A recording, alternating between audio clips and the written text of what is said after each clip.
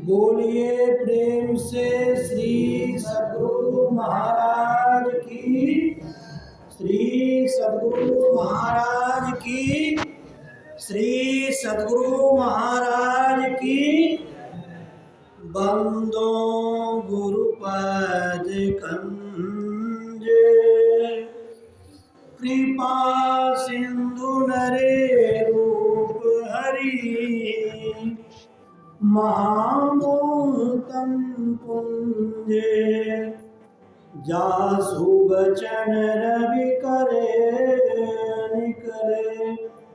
अव्यक्त रूप में सर्वत्र विराजमान पूज्यपाद संत सद्गुरु महर्षि में परमहंस जी महाराज के उभय पाद पद्मों में कोटि सा नमन। आदरणीय सत्संग प्रेमी महानुभावों, माताओं तथा भक्तिमती बहनों, आज अंग्रेजी कैलेंडर के हिसाब से वर्ष का पहला दिन है, 2022 आ गया है और इसी उपलक्ष्य में हम लोग एक जगह एकत्रित होकर अभी सत्संग का श्रवण कर रहे हैं। पाठ में मैंने सत्संग योग चारों भाग से पाठ कराया, फिर गुरु महाराज की वाणी का पाठ अभिनंदन ग्रंथ से कराया। और कोरोना काल है, कोरोना काल में ध्यान पर थोड़ा विशेष बल होना चाहिए। बहुत सारे लोग ओमिक्रॉन जो नया अभी कोरोना का वेरिएंट आया है उससे प्रभावित हुए हैं और अगर ये ज़्यादा बढ़ेगा तो फिर पूरा देश लॉकडाउन की स्थिति में जाएगा। इसलिए अब किसी पर भी कुछ हो सकता है, ऐसी स्थिति में ध्यान को हम लोग विशेष ज़्यादा उस पर प्रभाव को उस पर जोड़ देते हैं। इसी वजह से पाठ भी वैसा ही हमने करवाया है। अभी पाठ में हम लोग ने सुना कि 101 नाड़ी है अंदर में, जिसमें कि सुषुम्ना प्रमुख नाड़ी है। अब सवाल है कि उसी सुषुम्ना में ध्यान करने को जो रहता है जाता है उसी को वेद का ज्ञाता बताया गया है। अब सवाल है कि ये सुषुम्ना मनुष्य के अतिरिक्त और किसी योनि में तो ये दिखता ही नहीं है, ये नहीं होता, दसम द्वार वहाँ नहीं होता, केवल मनुष्य शरीर में होता है। और मनुष्य शरीर में होता भी है, जब हम मनुष्य शरीर में आ जाते हैं तो वहाँ तक जाने में बहुत कठिनाई होती है। कोई ऐसा संत सद्गुरु योगी मिलता नहीं। जो साधु महात्मा होते हैं उसी का सहारा लेकर के वहाँ तक हम पहुँच सकते हैं। इसी कुटी में 2002 से 2010 तक जब ये मिट्टी की कुटिया थी तभी हम यहाँ आकर ध्यान किया करते थे। रात्रि में मेरा रहना यही होता था और सुबह में अपने घर चले जाते थे पूजा शिष्यानंद बाबा के सानिध्य में। अब सवाल है कि इस सुषुम्ना नाड़ी में कोई ये कहे कि हम अपने से ध्यान कहीं भी बैठ के कर लेंगे और उस नाड़ी में प्रविष्ट हो जाएंगे, नाड़ी में, ऐसा नहीं हो सकता। हम गुरु महाराज के बहुत सारे प्रवचनों को सुने हैं, पाठ किए हैं, करवाए हैं और दूसरों ने जो पाठ करवाया उसको हम सुने हैं। किसी एक योगी को सहारा लेकर के वहां तक पहुंचने का प्रयास किया जा सकता है। अब यहाँ प्रश्न यही सीधे उठा देते हैं कि अरे योगी तो खुद सुषुम्ना में नहीं पहुंचे तो हम कैसे पहुंचेंगे। अरे सुषुम्ना में नहीं पहुंचे ये बात सही हो सकती है, लेकिन आपसे अपेक्षाकृत ज्यादा तो कुछ कर बैठे तो नहीं अगर पहुंचाएंगे तो कुछ दूर तो ऊपर रह जाएंगे, फिर आपको परमात्मा की कृपा से उससे भी बड़ा योगी मिल जाएगा। कहाँ हमको तो बहुत महात्मा नहीं सिखाए थे, हम तो खाली शिष्यानंद बाबा से सीखे थे, लेकिन आप लोग बहुत महात्मा सिखाते हैं, हमको अभी भी सिखाते हैं। तो 101 नाड़ियां में सुषुम्ना प्रमुख है, बाईं ओर इमला है, दाहिनी ओर पिंगला है, बीच में सुषुम्ना है। जो सुषुम्ना में प्रविष्ट कर जाता है उसी को एक प्रकार से मुक्ति मिलती है। ये बात कहना सही है। अब सवाल है कि वहां तक पहुंचने के लिए आपको करना क्या क्या होगा। तो पहले लोगों ने वहां तक पहुंचने के लिए क्या क्या काम किया है, इसको आप सुन लीजिए। जैसे इसी कुटी में जब हम रहते थे, आगे में लकड़ी का था, बाउंड्री भी नहीं था तभी, उस समय की बात है। तो मेरा था कि हम लगभग 5:30 बजे शाम में यहाँ पहुँचते थे और तभी चट्टी बिछाकर ध्यान किया करते थे। ये थी तभी सुबह से जुम्मा। और सुबह में हम झाड़ू इत्यादि हम ही मारते थे।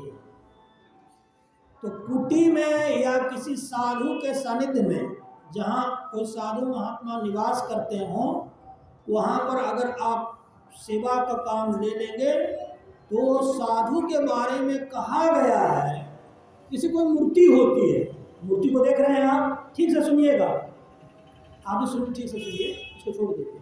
ये थोड़ा बारीक बात कुछ सोच समझ करके ध्यान करके जहाँ से लोगों से सीखे हैं वो सब आपको सुनाते हैं। ये बातों को समझने में बहुत समय लगता है।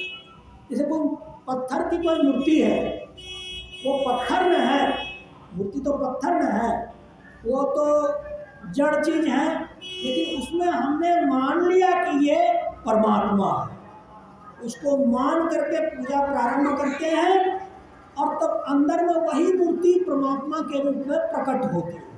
तो मूर्ति क्या थी? पत्थर था, मिट्टी की मूर्ति या पत्थर था, लेकिन संत मत में थोड़ा और ऊंचा बताया गया। अब मूर्ति तो कहीं किसी किसी धर्म में मूर्ति पूजा का विरोध है। गुरु महाराज की भी मूर्ति एक जगह बनाई जा रही थी तो गुरु महाराज ने नहीं बनने दिया। अब चूंकि आप संत मत एक बहुत ऊंचे स्तर का धार्मिक संप्रदाय है, जो कलयुग में भगवान बुद्ध से शुरू हुआ, फिर बाबा कबीर, तुलसी साहब, देवी साहब, गुरु महाराज, बहुत सारे संतों के द्वारा चला। अब यहाँ पत्थर को मूर्ति मानने की बजाय आप किसी साधु को मूर्ति मान लीजिए, किसी साधु। अब कहेंगे साधु में तो दोष है, बिल्कुल सही है, साधु में भी दोष है, लेकिन वो तुलनात्मक रूप से आपसे थोड़ा ज्यादा काम कर लिए हैं। आप अभी गृहस्थी में वो छोड़ के थोड़ा निकल गए, इसलिए जब पत्थर को आप भगवान मान सकते हैं तो ये तो वो तो जड़ पत्थर है, ये तो चेतन पत्थर है ना। अगर साधु को आप मूर्ति को देवता मान लें या भगवान मान लें या परमात्मा मान लें तो तब आप ज्यादा बड़े ज्ञाता है। ये संतमत में हमने सीखा सगुण साकार। उससे होगा क्या कि कितने कितने लोगों ने आरोप लगा कि ये व्यक्ति पूजा करवाता है। व्यक्ति पूजा नहीं कराया जाता है, किसी साधु में योग की शक्ति रहती है। अगर उसको आप भगवान परमात्मा मान के चलेंगे, परमात्मा नहीं है लेकिन मानना आपको पड़ेगा उसी को।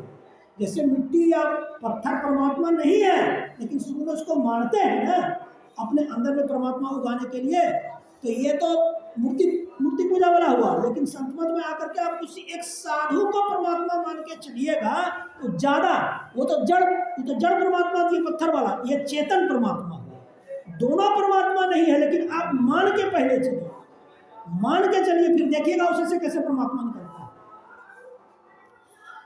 तो हम एक बार मोहम्मद हजरत साहब के यहाँ कुछ विवाद हुआ था मूर्ति के संदर्भ में, तो उन्होंने मूर्ति पूजा का विरोध किया।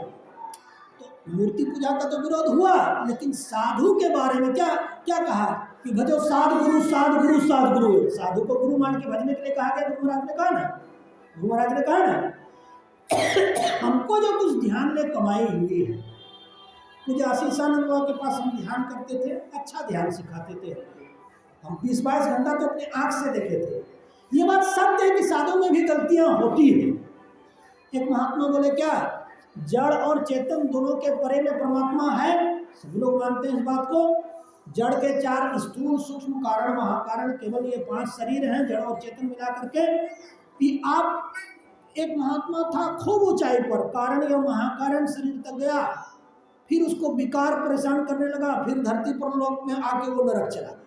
अब लीजिए, कोई स्थूल से सूक्ष्म में नहीं घुस सका है, अब कोई महाकारण में जाकर के फिर नीचे धरती पर गिर गया और फिर उसको नरक हो गया। अगर आप उस पर आरोप लगा देंगे, अरे महाकारण मंडल में जाने से क्या होता है, धरती पर आके फिर तो तुम नरक में चले गए, तो महाकारण मंडल नहीं जाना चाहिए? अरे जाना चाहिए। गुरु महाराज ने कहा कि ये जब शरीर के आवरण पड़े रहते हैं, स्थूल सूक्ष्म कारण महाकारण केवल, तब तक अपवित्रता रहती है, और जैसे आवरण खत्म हो जाते हैं पवित्रता आ जाती है। तो शरीर में तो चलता रहता है। ये मूल काम यही है, हम साधु की सेवा करते रहे, सत्संग करते रहे और दृढ़ ध्यानाभ्यास करते रहे। साधु की सेवा करने से क्या क्या होगा? जैसे मान लिया जाए, अभी तो हम आपके आश्रम में बुलाए गए हैं, जैसे मान लीजिए कि मेरा आश्रम अगर होता तो मेरी सेवा कैसे की जाती है? आप आए, देखें बाबा जी ध्यान कर रहे हैं, उसको कोई नहीं है, चलो पूरा कुट्टी को आश्रम को झाड़ू मार दो, फिर झाड़ू मारने के बाद उस पर पोछा मार दो। अच्छा बाबा जी को खाना बनाने वाला नहीं है, चलो उनका खाना बना दो। तो इससे होता क्या है, सुन लीजिए। घट रामायण एक किताब है, तुलसी साहब ने लिखी है। उसने बोला कि संतमत में 3 ही काम करने को साधु को होते हैं, एक तो सत्संग, गुरु सेवा और ध्यानाभ्यास। गुरु सेवा एक बहुत बड़ा कोर्स है, आप करके देखो। जब यहाँ पर हम झाड़ू मारते थे बाबा की कुटिया में, इसी कुटिया में, तो मेरे मन का अंदर का जितना विकार था, मारते थे तो धरती पर झाड़ू और अंदर से माथा से सब विकार झड़ने लगता था, खत्म हो जाता था। आप किसी साधु के सानिध्य में जब ये कीजिएगा तब उसको आपको फायदा मिलेगा, ठीक है। अब आश्रम क्या है इसको समझ लीजिएगा। ये एक जगह घर है, ठीक है। ये घर है, ऐसा घर सबके पास है। ये एक सामूहिक घर है जहाँ सभी लोग आकर के बैठ के ध्यान करते हैं।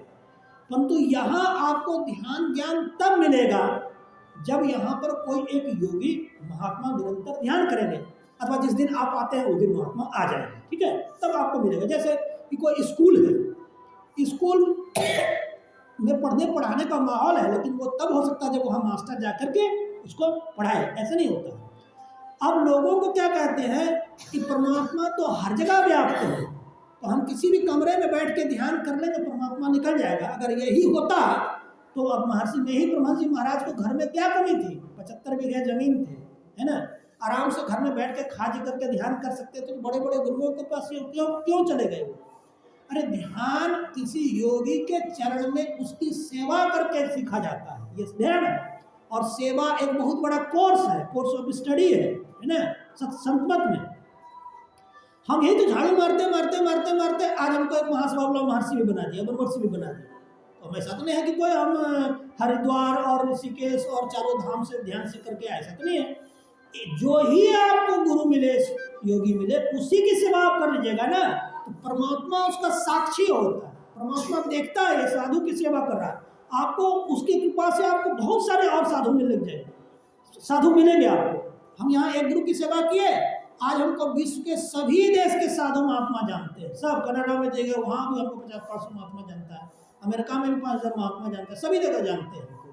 तो हम जो ही अवसर था उसका मैंने उपयोग किया। ये हम नहीं बोले कि हम यही शुरू होते और सब तो हिमालय पर ध्यान सीखते हैं, हम तो एक बाबा दिए सीखने के लिए। अगर ये नखड़ा करते तो हम सीख भी नहीं सकते। जो ही साधु महात्मा मिल जाए उसी की सेवा करके आप शुरुआती कुछ ध्यान धन कमा सकते हैं, फिर परमात्मा उसके साक्षी होते हैं। अगर गुरु में कुछ गलती होती है तो आप में तो गलती नहीं है, गुरु ने गलती है ना, तो गुरु को उसका दंड हो जाएगा और आपको कोई दूसरा अच्छा गुरु मिल जाएगा गुरु की गलती के लिए। अब आगे देखिए, आगे का पार्ट क्या है। ईड़ा बाई और रहती है और पिंगला दाहिनी और रहती है, दोनों के बीच में जो स्थान है सुषुम्ना, उसी को जो जानता है वही वेद को जानता है। सुषुम्ना को जानना पड़ेगा। अब देखिए सुषुम्ना में हम कैसे हमने क्या क्या किया सुषुम्ना में जाने के लिए। हमने ये किया, आप जब संसार पकड़े रहेंगे तो परमार्थ नहीं मिलेगा। अब संसार में आप क्या क्या पकड़े हैं जरा सुन लीजिएगा, ये सब गांठ है, बंधन है। जैसे मान लिया जाए हम भी क्या पकड़ते हैं, हम गाना बहुत गाते थे पहले किताब बहुत लिखते थे, वो सब बंधन था हमारा, वो सब छोड़ दिया। अब एक लक्ष्य है कि गुरु महाराज का जितना हो सके ध्यान करना है, सदग्रंथ का पाठ करना है। साधु महात्मा जब भी आए तो जो बन सके तन मन धन से वो सेवा हमें करनी है न, ठीक है। धन नहीं है तो मन से धन से करेंगे, शरीर से करेंगे सेवा, है ना। अगर धन है तो धन से भी करेंगे। तो हमने लक्ष्य बनाया। लक्ष्य बनाने से तुरंत तो नहीं हो जाता, बहुत दिन समय लगता है। एक विद्वता की प्राप्ति में दृष्टि की चेतन, ठीक से सुनिए इसको ध्यान से सुनना। 2 दृष्टि की चेतन धाराएं कैसे मिलती है? चेतन धारा ख्याल है। ख्याल जैसे हम यहाँ पर बैठे हैं, देखो हम यहाँ बैठे हैं, मान लो कि हम 20-25 बिजनेस कर रहे होते, मान लो कि 50 गाड़ी मेरी बाजार में चल रही है, तो ख्याल मेरा कहाँ जाएगा? कहीं गाड़ी मेरी पुलिस ने पकड़ तो नहीं ली, किसी गाड़ी में कोई मर्डर तो नहीं हो गया, कहीं एक्सीडेंट, यहाँ मेरा मन है, ख्याल बटा हुआ है। जो ख्याल है वही शब्द में जब मिलता है तभी परमात्मा की प्राप्ति होती है। सारे ख्यालों को हटाकर लाना पड़ता है। इसलिए परमार्थी को, जिसको मुमुक्षु है, उसको सारे ख्यालों का त्याग कर देना चाहिए। जो नहीं, जैसे कि मानिए आप यहाँ पर बैठे हैं, आपका मन में ख्याल आ रहा है कि पत्नी को खाना बनाने का सामान तो ला कर नहीं दिए हो, तो वही सोचती होगी। अब वो जो ख्याल है, वो जो शब्द में लगाने का था, पत्नी को खाना का सामान ला के देना, इस पर आपका ख्याल चला गया, है ना।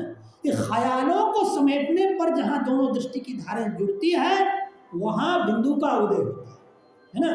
वो बहुत शक्तिशाली होता है। और तब होता क्या क्या, जरा सुन लीजिए। सूर्य और चंद्रमा आंख बंद, ये हम लोग जो ध्यान करते हैं आंख बंद करके करते हैं, ठीक है। कुछ ध्यान आंख खोल के भी होता है और कुछ बीच आंख ऐसे करके, आधा खुला आधा बंद करके भी होता है। 3 प्रकार से होता है। ऐसे तो बहुत प्रकार के, 1.25 लाख प्रकार के योग बताया भगवान शंकर ने, ये प्रमुख है। आंख बंद करके जो आप ध्यान करते हैं, तो किसी गुरु की सेवा करके अगर ध्यान कीजिएगा और उसके सानिध्य में, सानिध्य का क्या मतलब होता है, जहाँ कोई योगी बैठता है उसके शरीर के चारों ओर एक यौगिक शक्ति और आभा होती है। इसका अनुभव सभी लोग कुछ ना कुछ किए होंगे। जैसे आप कुप्पा घाट जाते हैं तो वहाँ का ध्यान बनता है, क्योंकि शुद्ध पीठ है। तो किसी योगी की सेवा करके, अब यहाँ पर तुरंत तर्क लोग कर देते हैं, अरे फलनमा कौन योगी है। अरे ठीक है, फलनमा बड़ा नहीं है, लेकिन जो है तब तक उसी का करिए, ठीक है। उसके बाद धीरे धीरे धीरे धीरे धीरे धीरे हम देखे, हम सच्चिदानंद बाबा का सेवा किए, कभी कभी बाहर में, और ज्ञानानंद बाबा का किए, फिर जब पंचानंद बाबा का किए, और कुछ महात्मा का किए सेवा, फिर अभी गुरु शरण बाबा का घाट में करते हैं सेवा। तो देखते हैं कि विश्व के सभी देश के योगी मेरे मोबाइल पर आ जाते हैं। कोई फ्रांस वाला योगी आ गया, कभी लंदन वाला आ गया, सब। ये कैसे हो रहा है? परमात्मा साक्षी बड़ा उसका। हम यहाँ सेवा किया, आप एक गुरु का सेवा कर लो, एक गुरु। आशीषानंद बाबा 10 वर्ष हमको छोटे थे उम्र में, लेकिन हमें कभी ये नहीं किया कि मेरे गुरु छोटे हैं। जो ही गुरु मिल जाए उसी से आप शुरुआती अगर आप सीख लेंगे तो परमात्मा साक्षी बनेगा और आपको और बड़े बड़े गुरुओं की शरण में डालेगा। इस बीच में अगर गुरु गलती करता है तो गुरु को दंड हो जाएगा और आपको दूसरा गुरु परमात्मा दे देगा। योग के आरंभ का कभी अंत नहीं होता, भगवान कृष्ण ने कहा। योग जब आप शुरू कर देंगे और किसी का शरीर छूट गया तो फिर उसको दूसरा शरीर मनुष्य का मिलेगा और फिर उसका अंत कभी नहीं होता है। अगला हम लोग कहते कि अनाहत शब्द होता है, उस शब्द से ध्वनि निकलती है, उस ध्वनि में ज्योति विराजती है, उस ज्योति के भीतर मन को लीन किया जाता है। देखिए, एक होता है सृष्टि 2 प्रकार की है। एक तो वो सृष्टि जो इंद्रियों के अधीन कर दी गई, सौंदर्य सृष्टि इंद्रिय वाली, और एक होता है इंद्रिय रहित जो सृष्टि है, वहाँ इंद्रिय नहीं है। अब इंद्रिय क्या क्या है ये माता जी सब जानती है, जो लोग नहीं जानते उनको बता रहे हैं। आँख, नाक, कान, जीवा, त्वचा, 5 तो ज्ञान इंद्रिय है ना। बोलिए, पता है कि नहीं है पहले से? आँख से रूप, नाक से गंध, जीवा से रस, त्वचा से स्पर्श और नाक से गंध का हमको ज्ञान होता है। फिर हाथ, पैर, मुख, गुदा, लिंग, ये 5 कर्म इंद्रिय है। हाथ से काम करते हैं, पैर से चलते हैं, मुंह से बोलते हैं, गुदा से पैखाना करते हैं, लिंग से पेशाब करते हैं। ये 5 इंद्रिय कर्म इंद्रिय है। और 4 अंतःकरण की इंद्रिय है, मन, बुद्धि, चित्त, अहंकार। मन का काम होता है संकल्प करना और विकल्प करना। बुद्धि का काम होता है कि सार और असार का निर्णय करना, क्या करना चाहिए नहीं करना चाहिए, ये जो बता दे बुद्धि है। चित्त का होता है हिल डोल करना, जहाँ हिल डोल है उसको चित्त कहते हैं। और अहंकार, मैं हूँ, इसका ज्ञान जो कराता है उसको अहंकार कहते हैं। ये तीनों को, मन, बुद्धि, चित्त को हिलाने डुलाने वाला, मन, बुद्धि और अहंकार को हिलाने डुलाने वाला चित्त ही होता है। अब एक व्यक्ति कहने लगा कि बाबा, हम स्थूल शरीर से निकल करके सूक्ष्म शरीर से में चले गए और जाने के बाद पूरा धरती लोक पर भ्रमण करने लग गए, और जहां भी जाते थे स्थूल शरीर से निकल जाते थे, शरीर मुर्दा आसन में चला जाता था, और जहां चेतना सूक्ष्म शरीर चली जाती थी वहां का सारा ज्ञान हो जाता था। अब लगता है कि हम परमात्मा हो गए, लगता है कि हम परमात्मा में मिल गए। तो गुरु महाराज ने उसको उत्तर समझा दिया कि नहीं नहीं नहीं, अभी तुम सूक्ष्म शरीर में हो, केवल सूक्ष्म शरीर में हिल और डोल होता है। यहाँ से जैसे सूक्ष्म शरीर से क्या करते हैं लोग, जैसे यहाँ से मैंने लंदन में मेरा कोई दोस्त है, यहाँ शरीर को मुर्दा आसन में ले जाएंगे, शरीर से निकल जाएंगे, दोस्त के पास प्रकट हो जाएंगे, ये सूक्ष्म शरीर होता है। क्या होता है? अरे जहाँ जाना आना हो गया, हिल डोल हो गया, वो परमात्मा नहीं है। परमात्मा कौन है? जिससे कहीं कुछ खाली है ही नहीं। जैसे हिल के यहाँ से यहाँ गए तो बीच में खाली जगह था तब तो हिले, तो खाली जगह में तो हम नहीं थे ना, खाली हम चित्त रूप में थे। तो खाली जगह में चूंकि नहीं थे, चित्त रूप में थे, इसलिए हम परमात्मा वो नहीं है, वो केवल सूक्ष्म शरीर है। वो स्थूल से ज्यादा शक्तिशाली होता है, परंतु वो परमात्मा नहीं होता है। ये सूक्ष्म शरीर का बताया, ठीक है। कारण महाकारण तो और ऊंचे स्तर की बात है।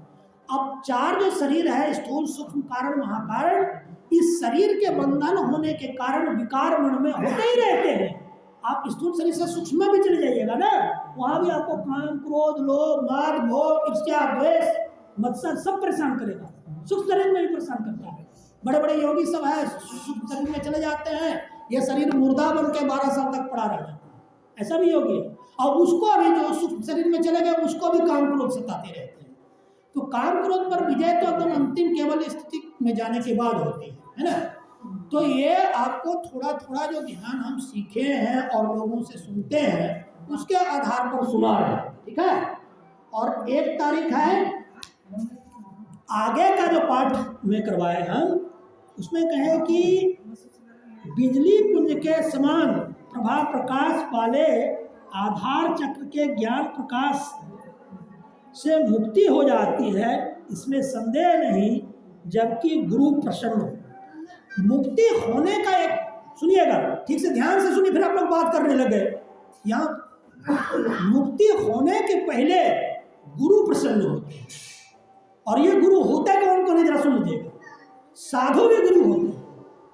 अगर आपका मुक्ति आने वाला है, चाहे आप सुख को प्राप्त करने वाले हैं अथवा आप स्वर्ग इत्यादि बड़े बड़े भोगों को भी प्राप्त करने वाले हैं, उसके पहले आप किसी भी अपने आसपास के साधु महात्मा से बात कीजिएगा ना, आप में कितना ही गलती क्यों न हो, अगर गुरु प्रसन्न हो जाएंगे तो रेड सिग्नल वहीं से मिल जाता है कि आपको सुख मिलने वाला है। गुरु प्रसन्न है आपका।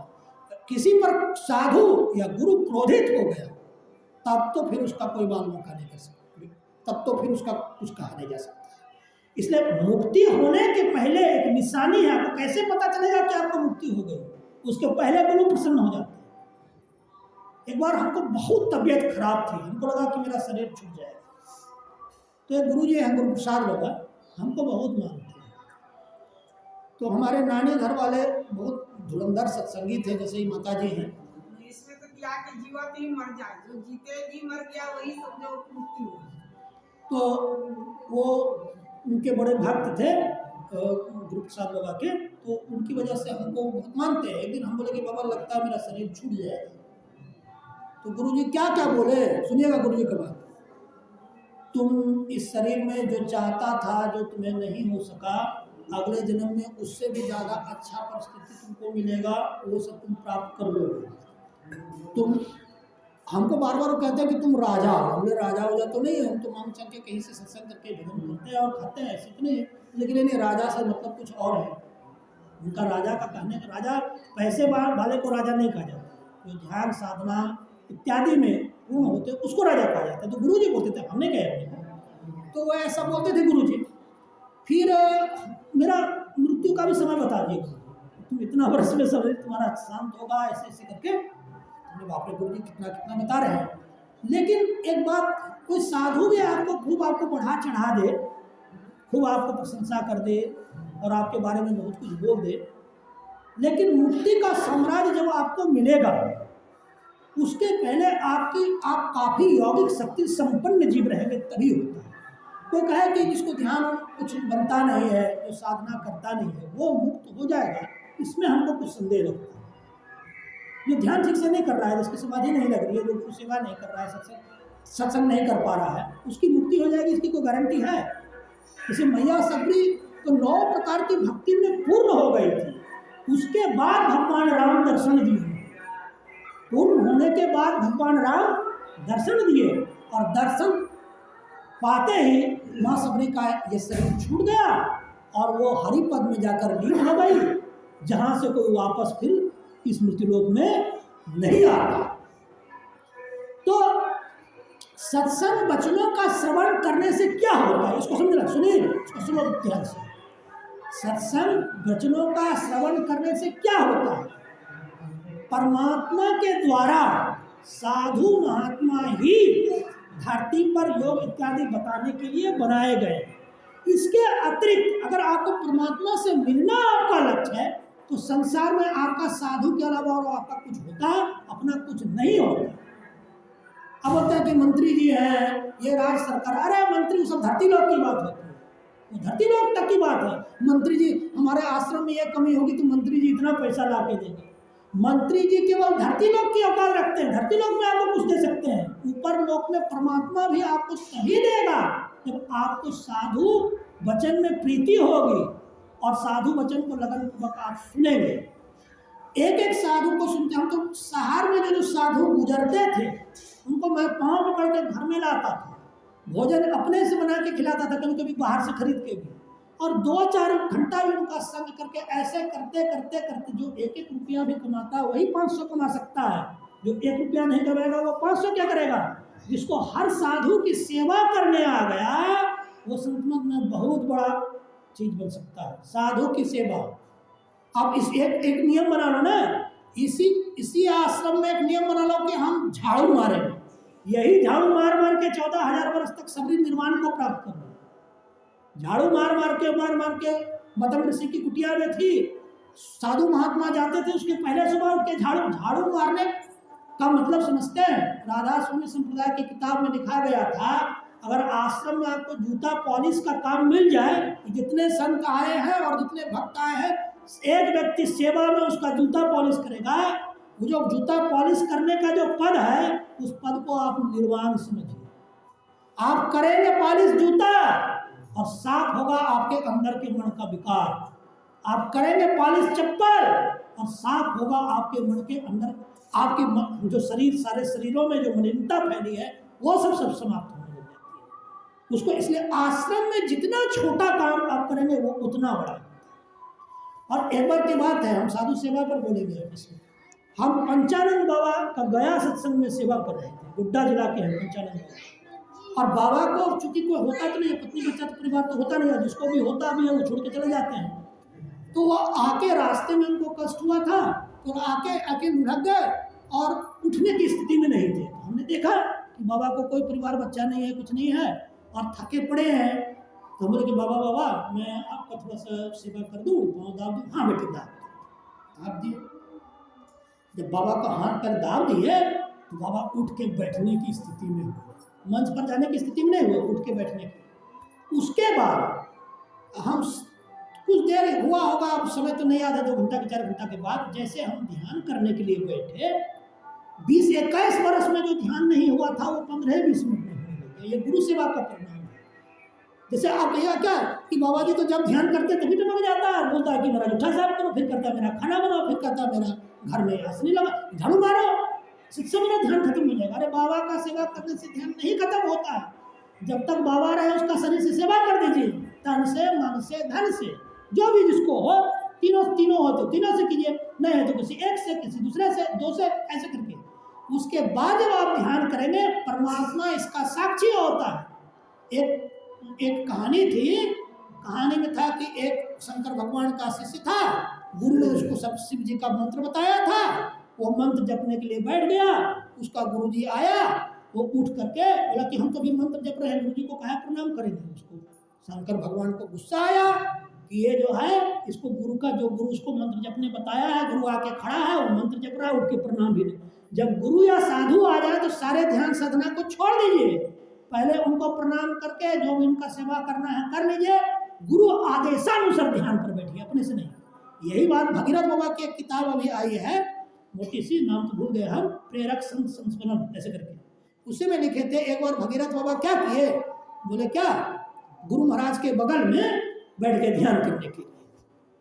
तो भगीरथ बाबा, गुरु महाराज कहते हैं, भगीरथ क्या कर रहे हो? हुजूर हम ध्यान कर रहे हैं। लेकिन प्रत्यक्ष को छोड़ के अप्रत्यक्ष क्या कर रहे हो? कभी फायदा नहीं। अरे जो इसके सामने साधु है, जैसे गुरु महाराज, वो तो उसका मानस ध्यान, तो आप उसका मुंह देख ही रहे हैं, आप क्या मानस ध्यान कीजिएगा? सीधे आप वहां से उसका शरीर का सेवा करते रहिए, सीधे दृष्टि ओपन हो जाएगी। ये लोगों को नहीं आता है। जैसे पहले क लिखिएगा तभी तो ख, एप्पल लिखने के पहले ए सीखिएगा लिखने तब ना, फिर डबल पी, आगे आगे सीखिएगा। तो जिसको ध्यान के राज्य में घुसना है, पहले साधु की सेवा करना सीख जाए। अगर अब यहाँ पर एक शंका होता है कि आजकल ढोंगी भी अपने को साधु कह के पूजवाते हैं। अगर ढोंगी होगा, आपकी सेवा गलत नहीं है, साधु ढोंगी है। ढोंगी को परमात्मा नरक भेज के खत्म कर देगा और आपको दूसरा साधु दे देगा, क्योंकि परमात्मा हर जगह है। परमात्म गुरु निकट विराज है ना, परमात्मा गुरु हर जगह है, वो आपको देख रहे हैं। इसलिए ढोंगी का भी समाधान निकाल दिया। अगर साधु ढोंगी होगा तो परमात्मा उसको नरक में भेज के खत्म कर देगा, और ढोंगी की भी अगर आप सेवा कर रहे हैं तो आप तो ढोंगी नहीं है ना, आपको परमात्मा को दूसरा गुरु अलग से दे देगा। ये हो गया। अच्छा, समय ज़्यादा हो गया है, अब सबको पिकनिक के लिए जाना है, सब लोग अपने कुछ खाना बनाएंगे, कोई बाहर जाएंगे, हम भी मनियारपुर जाएंगे। तो हम तो नहीं आने वाले थे, लेकिन अब सुनील जी थोड़ा विशेष भक्त हैं, इनके बात को टालने में जरा सोचना पड़ता है, इसलिए हम टाल नहीं सके। कोई दूसरा भक्त कहता तो हम टाल देते। तो बोलिए प्रेम से श्री सद्गुरु, श्री सद्गुरु, श्री सद्गुरु।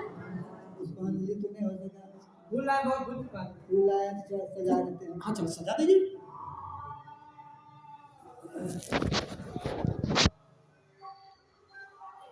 कर दिए, हमें को चढ़ाना है, फूल हमको चढ़ाना है। हाँ चलिए चढ़ाइए। चलिए